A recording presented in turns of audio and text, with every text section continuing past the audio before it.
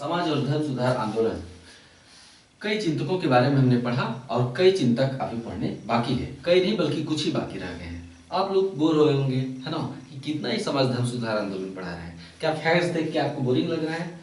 Exam में एक बड़ा हिस्सा इस चैप्टर से आता है, प्रश्नों का एक बड़ा हिस्सा इस चैप्टर से उठाया जाता है। मैं नहीं चाहता कि आगे जो परीक्षाएं हैं उनमें कोई क्वेश्चन यहाँ से आ जाए जो आपका छूट जाए, इसलिए इसे मन लगाकर पढ़ते रहिए।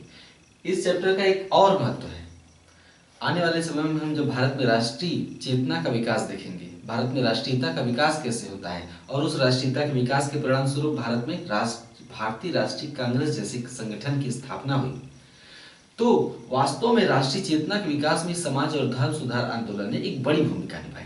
क्योंकि सड़ी गली परंपराओं में जकड़ा हुआ समाज कभी भी राष्ट्रीयता का वाहक नहीं बन सकता। समाज को पहले आधुनिक सोच अपनानी पड़ती है। जब हम समाज को आधुनिक सोच पर ढाल देते हैं तो उस समाज में राष्ट्रीय चेतना का विकास आसानी से हो सकता है। जातिगत, धर्मगत, क्षेत्रगत, भाषागत, संस्कृतिगत बंधनों को तोड़कर इंसान अपनी राष्ट्रीयता को समझता है और तब वो अपने राष्ट्र की कल्पना को साकार करने के लिए विदेशी शक्ति के खिलाफ लड़ाई लड़ सकता है ना। अभी तक भारत में क्या हो रहा था? आपस में ही लड़ा जा रहा था। पता नहीं चल रहा था कि हम पर शासन कौन कर रहा है, जमींदार या अंग्रेज। तो असली शत्रु से परिचित होना ही वास्तव में एक तरह से राष्ट्रीय चेतना का उद्भव है ना। तो आइए देखते हैं। हेनरी विवियन डिजोरियो के बारे में पढ़ेंगे, ईश्वर चंद्र विद्यासागर के बारे में पढ़ेंगे और थियोसॉफिकल आंदोलन के बारे में पढ़ेंगे। वास्तव में थियोसॉफिकल आंदोलन की भारत में जो मुख्य नेत्री थी वो थी एनी बेसेंट। तो इन तीन नेताओं के बारे में आज हम पढ़ते हैं। हेनरी विवियन डिजोरियो, राजा राम मोहन राय ने, जो कि पाश्चात्य विचारों से काफी प्रभावित थे और अंग्रेजी माध्यम में पाश्चात्य ज्ञान विज्ञान को भारत में लाना चाहते थे ताकि भारत में आधुनिकता आ सके, आधुनिक सोच आ सके। इस तरह से राजा राम मोहन राय ने बंगाल जैसे क्षेत्र में काफी वैचारिक स्तर पर उथल पुथल मचाकर रख दी थी। लोग स्वीकार नहीं कर पा रहे थे कि ये आधुनिक विचार हमारा क्या करेंगे और कहाँ ले जाकर छोड़ेंगे, क्योंकि बंगाल उन दिनों में काफी घिसी पिटी परंपराओं में जकड़ा हुआ था और राजा राम मोहन राय के आधुनिक विचार जो कि पाश्चात्य से लाए गए थे इन परंपराओं को चुनौती दे रहे थे। तो राजा राम मोहन राय ने वैचारिक स्तर पर जो उथल पुथल मचा रखी थी उसने बंगाल को गहरे प्रभावित किया, विशेष रूप से बंगाल के युवाओं को। बंगाल में जो नए पढ़े लिखे जवान युवा थे वो राजा राम के विचारों से काफी प्रभावित हो गए, है ना। कुछ वैसा ही माहौल बन गया जैसे कि आजकल के विश्वविद्यालयों में होता है। तो पूरा का पूरा बंगाल उसी तरह के विश्वविद्यालयी माहौल में जीने लगा, है ना। कुछ सुनहरे सपने, है ना, ऐसे सपने जो कि ये तमाम जो रूढ़ियां हैं, सामाजिक धार्मिक बंधन है, घिसी पिटी परंपराएं हैं, इनको त्याग कर ही हम उन सपनों को प्राप्त कर सकते हैं। समानता, स्वतंत्रता, बंधुत्व, घिसी पिटी परंपराओं से मुक्ति, हर तरह की गुलामी से मुक्ति, है ना। मतलब एक स्वतंत्र इंसान का उद्भव कैसे हो। जब हम इस तरह से सोचने लगते हैं तो इस तरह की विचारधारा को हम रेडिकल विचारधारा कहते हैं, यानी हर तरह के बंधन और हर तरह के गुलामी से मुक्ति, चाहे प्रथा की गुलामी, चाहे विदेशी शासन की गुलामी, हर तरह की गुलामी से मुक्ति। ये एक अतिवादी विचारधारा होती है क्योंकि इसमें हम अपनी संस्कृति को भी छोड़ने लगते हैं, तो इसे अतिवादी विचारधारा कहा जाता है। तो राजा राम मोहन राय के प्रभाव स्वरूप बंगाल में कुछ ऐसे युवाओं का जन्म हुआ जो कि अतिवादी विचारधारा से प्रभावित थे। 1830 और 40 के दशक में बंगाल के युवाओं में एक रेडिकल विचारधारा का जन्म हुआ, यानी अतिवादी विचारधारा का जन्म।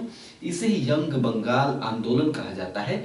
यंग बंगाल आंदोलन का मुख्य केंद्र बंगाल के विश्वविद्यालय थे, विशेष रूप से हिंदू कॉलेज। हिंदू कॉलेज जिसमें राजा राम मोहन राय स्थापित किया था उस कॉलेज को, वही कॉलेज इस यंग बंगाल आंदोलन का केंद्र बना। याद रहेगा, हिंदू कॉलेज कलकत्ता का।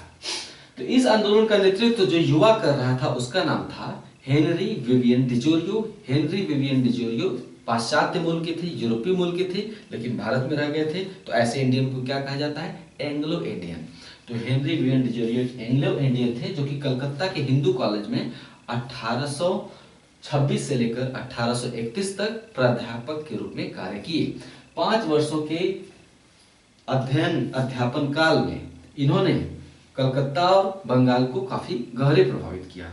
ये घूम घूम कर अतिवादी विचारों का प्रचार करते थे और देखते ही देखते, कौन से अतिवादी विचार, थोड़ी देर पहले बताया, ये घूम घूम कर पाश्चात्य ज्ञान विज्ञान पर आधारित यानी आधुनिकता पर आधारित अतिवादी विचारों का प्रचार प्रसार करते थे, घिसी पिटी परंपराओं को चुनौती देते थे। देखते ही देखते इनके अनुयायियों यानी समर्थकों की एक फौज खड़ी हो गई। विश्वविद्यालय में पढ़ने वाले समर्थकों की एक फौज खड़ी कर दी इन्होंने, है ना। जैसे जेएनयू में कोई एक नेता पैदा होता है, तुरंत रेडिकल बात करता है और उसके समर्थकों की एक फौज खड़ी हो जाती है ना। जब भी आप कुछ अलग बोलेंगे, अतिवादी बनेंगे, जब भी कुछ उग्र होकर बोलेंगे यानी विरोध स्वरूप, तो आपके समर्थक पैदा होंगे ही। आज भारत में दिखाई देता है चारों तरफ। तो इन्होंने अपने समर्थकों की एक फौज खड़ी कर ली, है ना। जो नए पढ़े लिखे युवा होते हैं उन्हें अतिवादी विचार बड़े ही आकर्षित करते हैं। विश्वविद्यालयों में जाइए, खासकर बड़े शहरों के, देखिए जिंदाबाद मुर्दाबाद नारे लगाते मिल जाएंगे। पढ़ाई कम, मुर्दाबाद ज्यादा करते हैं, ठीक है। तो विवियन डिजोरियो फ्रांस की क्रांति से काफी प्रभावित थे, अतिवादी विचार रखते थे। जो विवियन डिजोरियो थे और उनके अनुयायी, उनका क्या मानना था, सभी पुराने और जर्जर रीति रिवाजों का हम विरोध करेंगे, हम धार्मिक अनुष्ठानों की घोर निंदा करेंगे। नारी शिक्षा की वकालत और नारी अधिकारों की जोरदार वकालत की गई। नारी शिक्षा और नारी अधिकारों की, नारी शिक्षा और नारी अधिकार तो आज भी भारतीय समाज में पूरी तरह से स्थापित नहीं हो पाए हैं। सोचिए 19वीं शताब्दी में जब आप चिल्ला चिल्ला कर कहेंगे कि महिलाओं को पुरुषों के बराबर समानता दो, हर क्षेत्र में समानता दो, है ना। वास्तव में तो महिला पुरुष बराबर तभी हो पाएंगे जब शादी में पुरुष ससुराल चला जाएगा महिला के घर, पति पत्नी के घर कभी जाता है विदाई। तो वास्तव में ये भी, उससे भी मुक्ति चाहिए।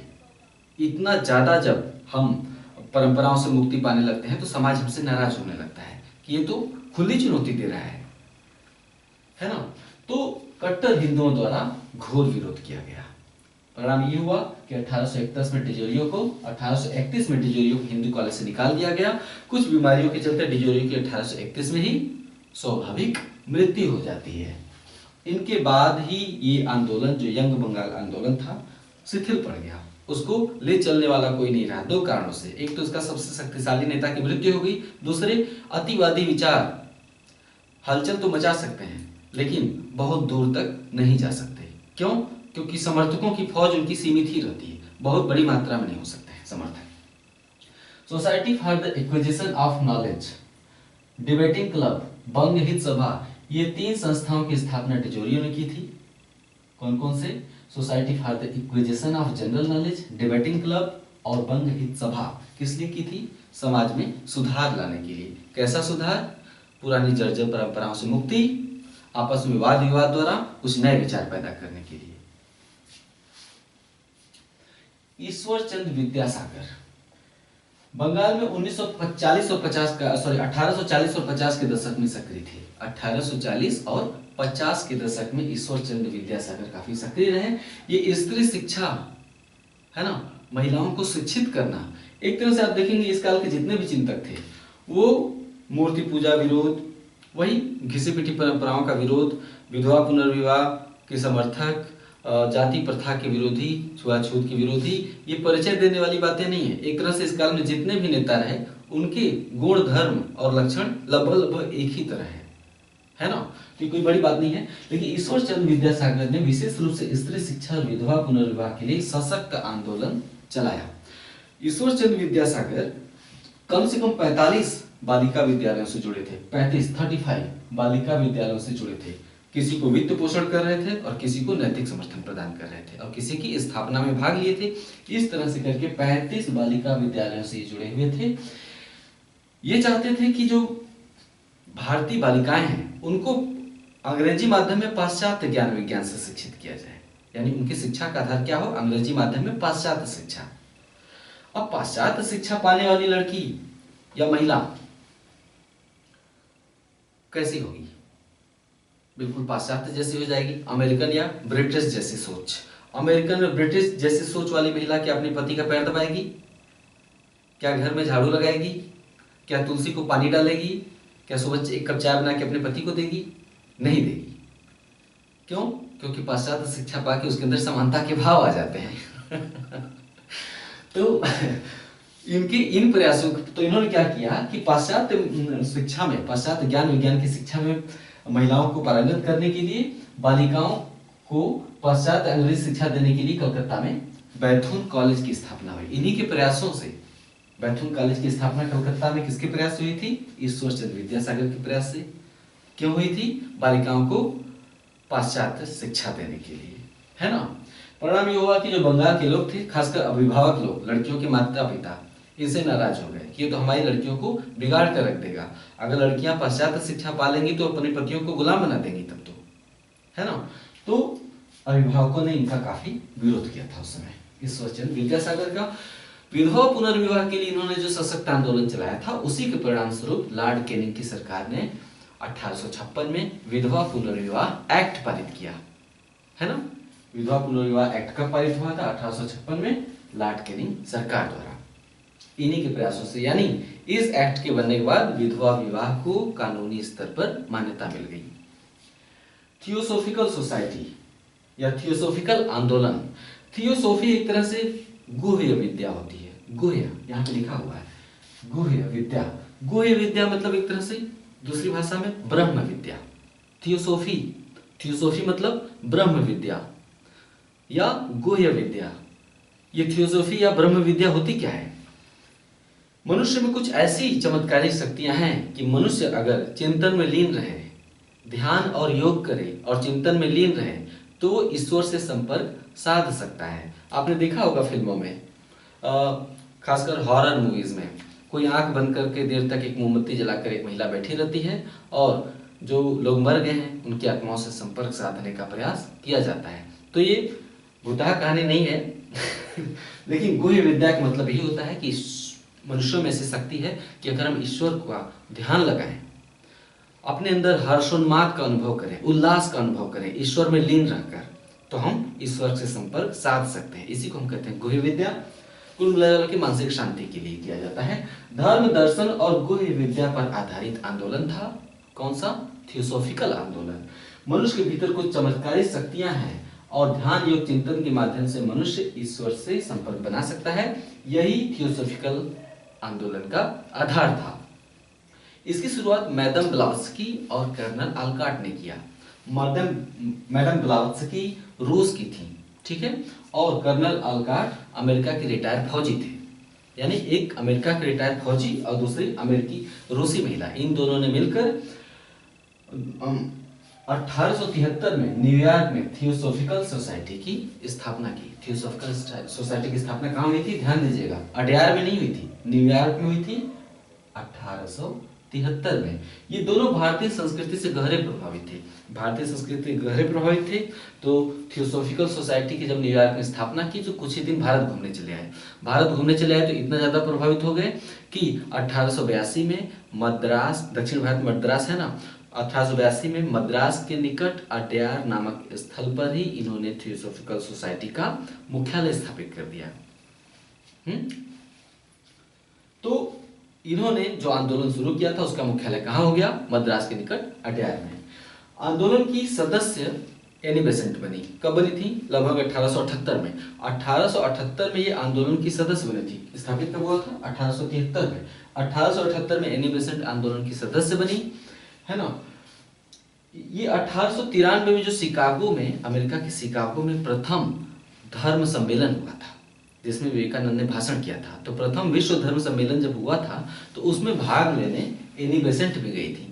ये 1993 का वर्ष बड़ा महत्वपूर्ण है तीन नजरिए से। एक तो 1993 में ही शिकागो विश्व धर्म सम्मेलन में भाग लेने के लिए विवेकानंद गए थे। 1893 में ही महात्मा गांधी दक्षिण अफ्रीका गए थे। 1893 में ही एनी बेसेंट भारत आई थी।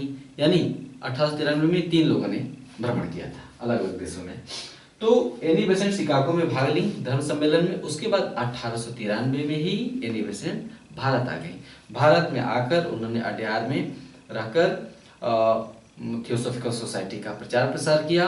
कुल मिलाजुला कर इसका दर्शन ये था कि मतलब कहीं न कहीं से एनी बेसेंट के जो विचार थे वो भारतीय संस्कृति ही नहीं बल्कि भारतीय धर्म और दर्शन से भी काफ़ी प्रभावित थे। एनी बेसेंट भारतीय धर्म और दर्शन से काफ़ी प्रभावित थी और भारतीय धर्म और दर्शन में भारतीयों का विश्वास फिर से जगाना चाहती थी। मतलब आज से सवाल पूछा जा सकता है कि निम्नलिखित में से कौन सा व्यक्ति, है ना, या राष्ट्रीय आंदोलन के दौरान का कौन सा व्यक्ति, विदेशी मूल का व्यक्ति भारतीय धर्म और दर्शन से गहरे प्रभावित था। तो आपका उत्तर होगा एनी बेसेंट। तो धर्म और दर्शन से प्रभावित थी और उसमें भारतीयों का विश्वास फिर से जगाना चाहती थी और लोगों को बताया कि आप अपने धर्म को मानव सेवा का आधार बनाइए, कर्म कांड करने की जगह अपने धर्म को मानव सेवा का आधार बनाइए। इन्होंने उपनिषदों में जो शिक्षा दी गई है उसमें काफी विश्वास व्यक्त किया। जो भारत में जो उपनिषद लिखे गए हैं, इन्होंने बताया कि उपनिषद ज्ञान के भंडार है और उसमें सब कुछ है। एनी बेसेंट ने उपनिषदों में भी विश्वास जताया। तो एनी बेसेंट और थियोसॉफिकल सोसाइटी का भारत में जो सबसे बड़ा योगदान था वो क्या था? एनी बेसेंट और थियोसॉफिकल सोसाइटी का भारत में सबसे बड़ा योगदान था युवकों को शिक्षित करना। युवकों को शिक्षित करने के लिए एनी बेसेंट ने 1898 ईस्वी में 1898 में ही ना, बनारस में सेंट्रल हिंदू कॉलेज की स्थापना की। सेंट्रल हिंदू कॉलेज यानी केंद्रीय हिंदू कॉलेज की स्थापना बनारस में किसने किया? एनी बेसेंट ने। कब? 1898 में किया था। ठीक है, चेक कर लीजिएगा एक बार 1898 की। लेकिन इन्होंने 1898 में बनारस में जो केंद्रीय या सेंट्रल हिंदू कॉलेज की स्थापना की थी, उसी को 1916 ईस्वी में मदन मोहन मालवीय ने बनारस हिंदू विश्वविद्यालय के रूप में स्थापित किया, है ना। उसी के नाम बदलकर क्या हो गया? बनारस हिंदू विश्वविद्यालय। पहले सेंट्रल हिंदू कॉलेज बहुत छोटी जमीन पर था, बाद में मदन मोहन मालवीय ने किसी राजा से जमीन लेकर, है ना, किसी राजा से जमीन लेकर एक बड़ा भूखंड पे बड़ा विद्यालय स्थापित कर दिया उसी जगह पे और नाम रख दिया काशी हिंदू विश्वविद्यालय, बनारस हिंदू विश्वविद्यालय। ठीक है, तो ये हो गया हेनरी विवियन डिजोरियो, ईश्वरचंद्र विद्यासागर और एनी बेसेंट का परिचय, भारत में उनकी गतिविधियां और धर्म सुधार की दिशा में उनके और समाज सुधार की दिशा में प्रयास। ठीक है, इसके बाद हम क्या पढ़ेंगे? इसके बाद हम पढ़ेंगे भारत में अछूतोद्धार और निम्न जातियों द्वारा किए गए आंदोलन जो कि उच्च जातियों के खिलाफ था। ठीक है, साथ दीजिए, मुझे लगना चाहिए कि आप मेरे साथ हैं, अगर आप चाहते हैं कि मेरी कंटिन्यूटी बनी रहे। नमस्कार।